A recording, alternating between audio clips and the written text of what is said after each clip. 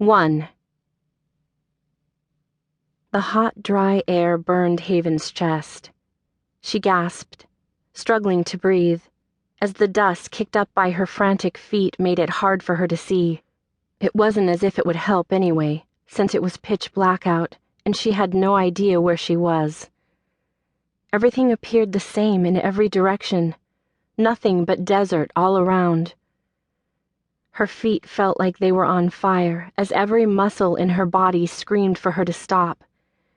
It grew harder and harder to continue with each step, her strength deteriorating as her adrenaline faded. A bang rang out, her footsteps faltering as she swung in the direction of the noise, spotting a faint glow of light in the distance. A house. She darted toward it, trying to yell for help, but no sound escaped her throat. Her body revolted against her, giving out when she needed it most. The light grew brighter the harder she ran, until all she saw was a flash of white. Blinded, she tripped and collapsed to the ground, pain running through her in waves as the light surrounding her burned out entirely. The basement was dark and damp. The only exit a set of metal doors locked with heavy chains. With no windows, it was sweltering, the air polluted with the stench of sewer. Dried blood tinged the concrete floor like old splatters of red paint, a grotesque canvas of prolonged misery. Haven lay in the corner, her frail body unmoving, except for the subtle rise and fall of her chest. Her long brown hair, usually somewhat frizzy, was so matted it appeared only half its length. By society's standards, she was as sickly as they come. Jutting collarbones and limbs like twigs, her ribs could be counted through her bruised and bloodied skin. She thought herself to be healthy, though.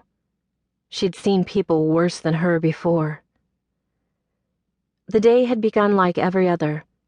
Haven woke up at dawn and spent most of the morning cleaning. In the afternoon, she spent some time with her mama, the two of them sitting against the side of the old wooden house. Neither spoke as the sound of the television filtered out of an open window above them. The news told of a hurricane brewing in the south and a war waging in Iraq, the significance of both lost on Haven. Her mama said listening to it was a waste of time because their slice of the world was barely a blip on the big radar, but Haven couldn't help herself. The 5 o'clock news was the highlight of her day.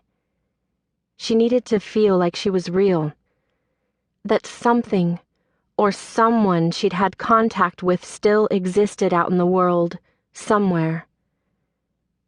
Screaming started inside the house, interrupting the news as fighting made its way into the living room. Haven climbed to her feet, not wanting to be caught eavesdropping, when she heard something that stopped her in her tracks. "I want the girl gone." "I know, Katrina. I'm working on it." "Not hard enough."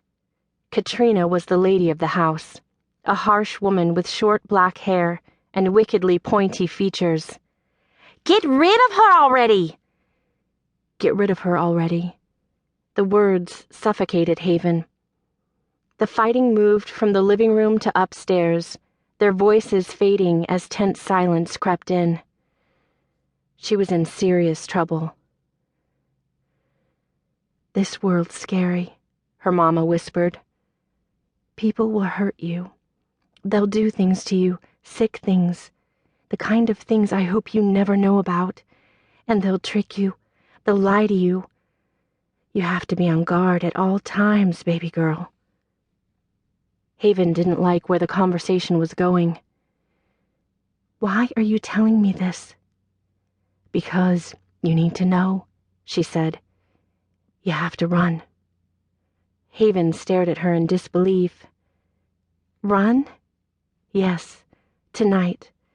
There's more to life than this, and I'm afraid of what will happen if you stay here."